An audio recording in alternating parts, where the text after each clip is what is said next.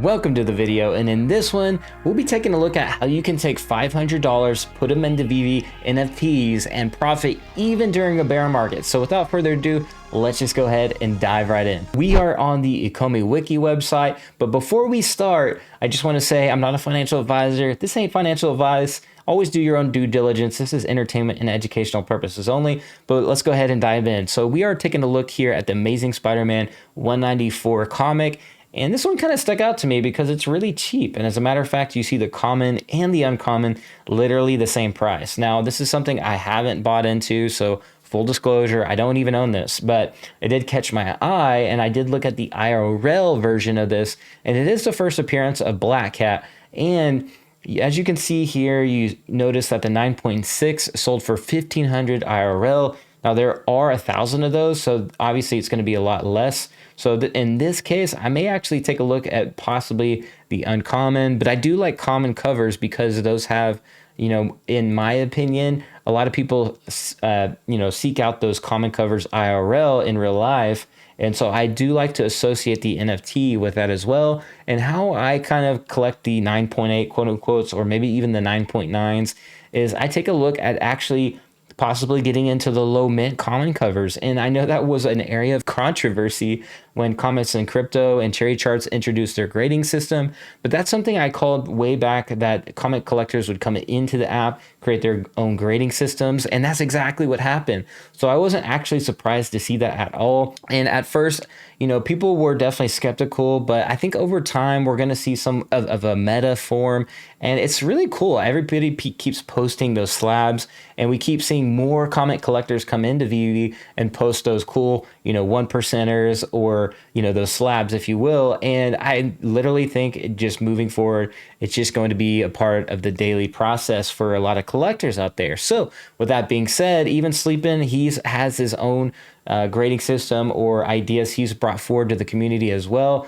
It is something I look at in terms of collectability, and I take a serious look at the common cover low mints. Now, this is just an example. Obviously, this isn't a huge significant comic, but Marvel did drop the collectible variant of Black Cat, so maybe they do something there. She was a Marvel Mighty, so maybe they do something in terms of a game or a show or a movie in real life, and so maybe there's something there. So in this case, I would probably buy a couple of these on the floor personally, and maybe take a look at the low mint just to see what the price is going to reflect. Now, another strategy would be, you know, taking a look at significance as well. I've always said this: significance, significance, and significance. And you might be asking, what do you mean? And what I mean is taking a look at the writers and artists, who's behind the comic. What historical value does this collectible or comic have? Now, Todd McFarlane obviously has a huge following, really heads up the entire DC Direct line with the physical collectibles and figurines. So he's very, very notable. Obviously, Spawn, Venom, like huge in the collectible space. And as a matter of fact, I got a Todd McFarlane statue behind me and a Todd McFarlane 9.8 Batman 423 comic, which is super rare as well.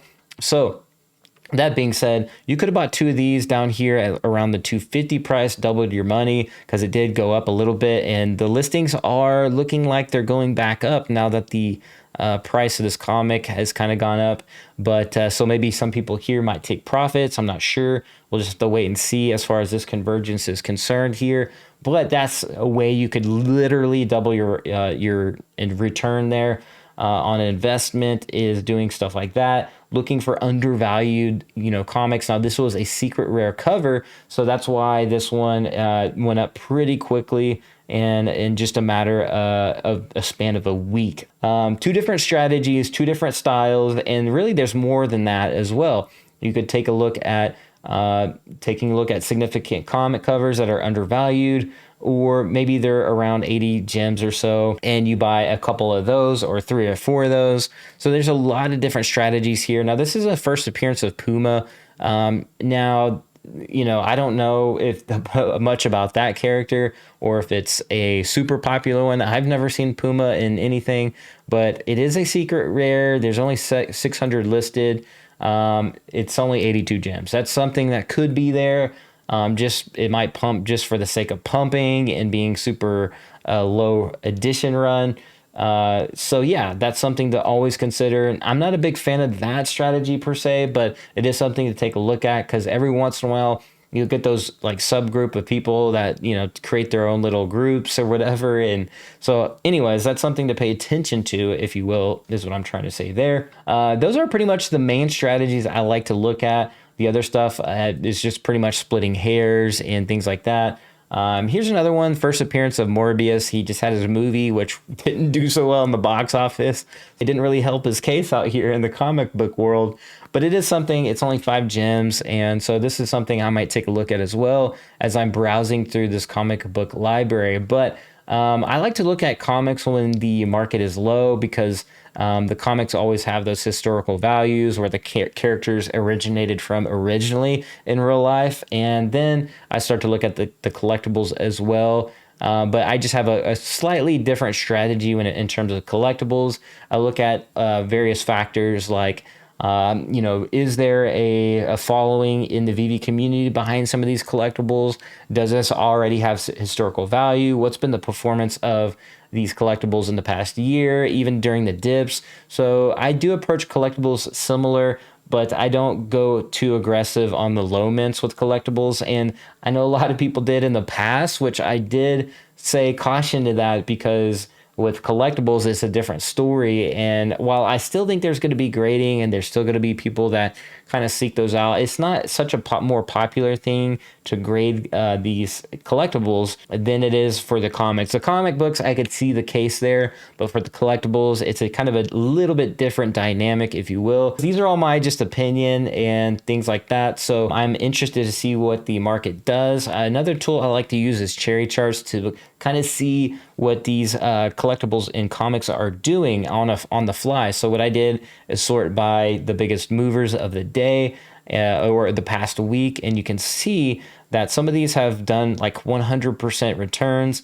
So for this one, like all new Captain America, the secret rare went from 220 all the way to 550. Now this is one of the comics I mentioned in the past, which was pretty notable. I think this was the first time a new Captain America, and I think it's really cool. So this one is one of the ones that I notated, and it did double in price here. And I believe I still own the, I believe it's the uncommon or the ultra rare cover that is like the white background and looks super vintage, which is, I'm a big fan of that one. But I don't own the secret rare variant, but I do, that is one of the good ones I do like. We see Ultraman, SpiderMan classic cover here. Now, these are like little micro gain type comics, but it is something to point out because maybe you don't have even 500 gems, maybe you just have 50. These could be ways you could even double there, as looking at these micro gains as well. Now, you do have to worry about those fees, so you kind of have to do your due diligence before you get into some of these positions if you do only have like 50 gems. But yeah, so you always want to make sure you're doing your due diligence on fees and calculating if it's even worth it. So that's all I got for this video. Let me know. I know there's like a little bit of dynamics involved in all of this, but just let me know your thoughts below. I'm curious what you guys think about all of this and what is your strategies that you use. And I'll see you in the next one and the next video at the blockchain. Be like an NFT, be authentic, and I'll catch you later. Peace.